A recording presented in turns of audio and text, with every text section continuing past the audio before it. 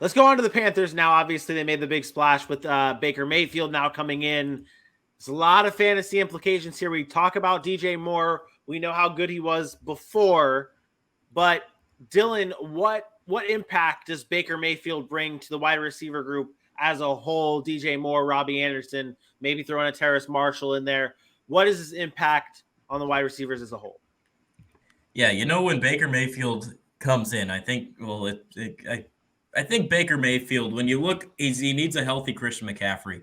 I think that's going to be a big factor into what he can bring to that offense. I mean, you look at what happened last year when Nick Chubb missed some games, and he was battling with injuries himself. But even more so, I'll look back to his fantastic 2020 season where he had 26 touchdowns and 8 picks. In the games that Nick Chubb missed games, he was on injured reserve for about 4 weeks. Wasn't his best stat lines throughout the course of those games. So I think looking at that, I think he needs a consistent run game. He's a quarterback that needs everything to be right for him to work, and he has weapons here. But you also got to remember, he had weapons in Cleveland, right? He had Jarvis Landry, he had Odell Beckham. He had pieces to work with, but that didn't really escalate to fantasy value to those receivers. So I think he's an upgrade over Sam Darnold. I think it helps out the receiving room a little bit better. DJ Moore, but I don't think that he can bring exponential value like, oh my gosh, they got Baker, let's go out and get this receiver now. But it's not as bad as Sam Darnold. I also think he has an upgrade in receivers, so to speak.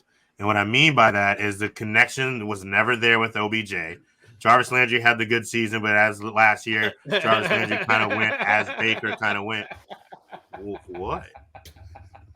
I know where he's going. You said he's got a better Robby Anderson. Told him he didn't even Robby Anderson already.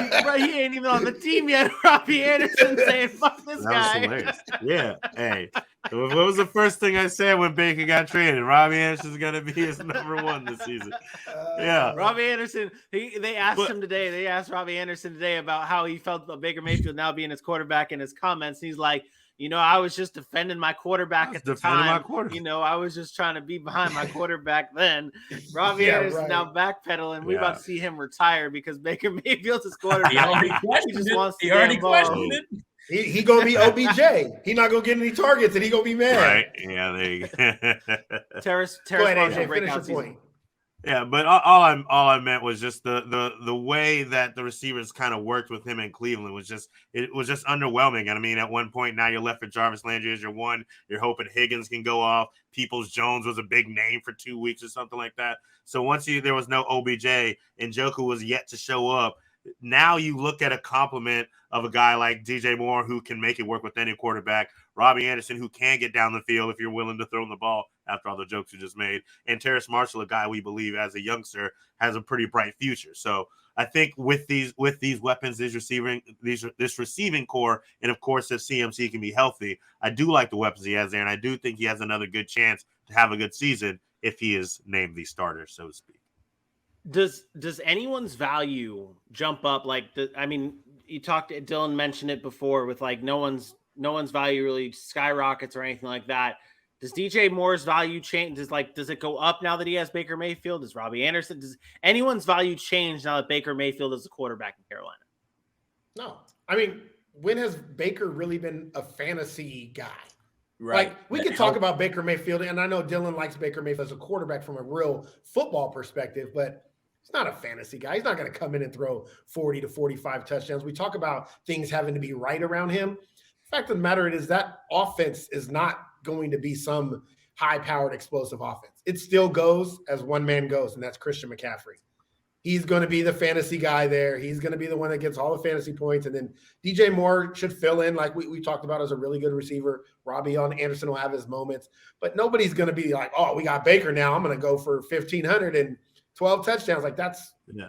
Baker's also going to be asked to do a little bit more as well, like especially if, God forbid there's a CMC injury, because like in Cleveland, it was run. Hey, go ahead and throw a pass.